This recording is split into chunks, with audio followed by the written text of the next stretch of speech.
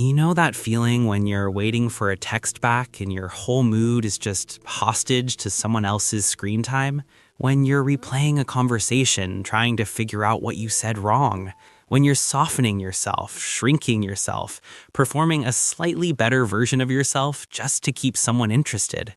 And then one day, and you can't quite pinpoint when, you just stop. Not bitterly, not with a dramatic declaration. You just quietly stop rearranging yourself for people who never asked you to. Stop rehearsing explanations for your own needs. Stop treating love like something you have to hunt down and catch before it escapes. And here's the thing people get completely wrong about this. They call it giving up. They call it emotional unavailability. They call it being closed off.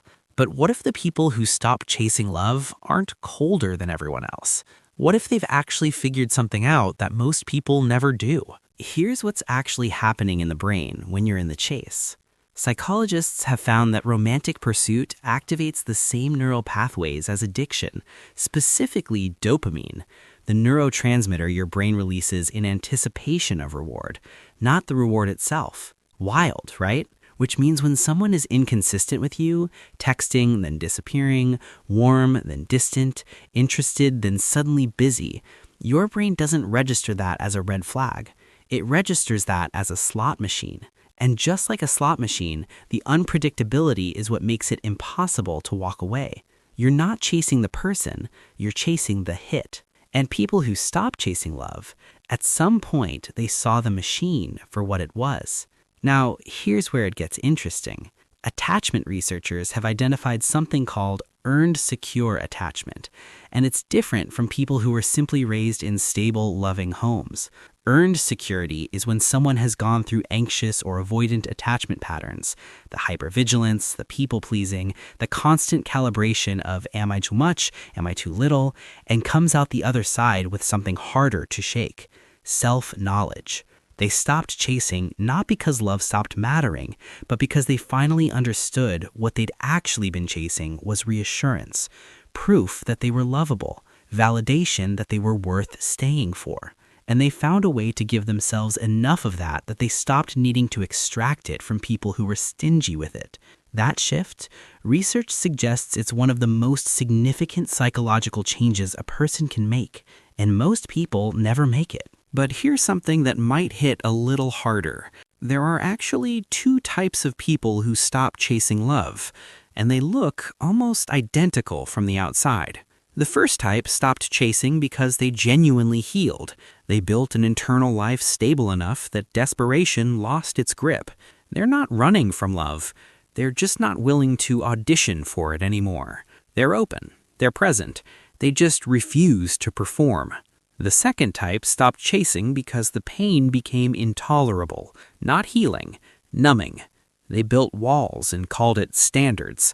They intellectualized connection instead of feeling it. They're not at peace. They're just exhausted and guarded, and calling it growth. And the crucial question, the one worth sitting with, is which one you might be.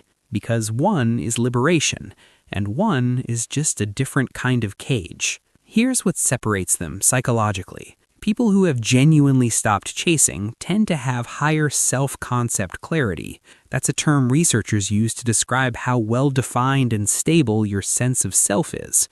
You know what you value. You know what you need. You don't need someone else's attention to confirm you exist. People who are in the second camp, the exhausted, armored camp, often have self-concept that's equally rigid, but it's built on protection, not understanding. There's a difference between knowing who you are and just knowing who you're never going to be vulnerable with again. The healed person can be alone and feel full. The armored person is alone and calls the emptiness peace, because peace is better than the alternative they've experienced. So what does this actually mean for you? If you've stopped chasing love, if you've reached that quiet place where you're not obsessively monitoring your phone, not shrinking for people who make you feel like a lot, not performing low maintenance when you're not, take that seriously. Not as something that happened to you, as something you earned. Because the research on secure attachment is clear. People who stop needing love to chase them tend to build the most genuinely reciprocal relationships when love does arrive. Not because they played it cool, but because they finally stopped accepting the counterfeit version. You're not closed off. You're not damaged. You're not too independent, whatever that's supposed to mean. You just finally learned the difference between connection and audition. And once you see that difference, you genuinely cannot unsee it. The people who stop chasing love didn't lose their desire for it. They just stopped being willing to lose themselves in the pursuit of it. And honestly, that's not giving up on love. That's the beginning of actually being ready for it. If this one hit somewhere real, subscribe. There's so much more of this. And if you want to support these deep dives, hit that subscribe button. I would genuinely appreciate it.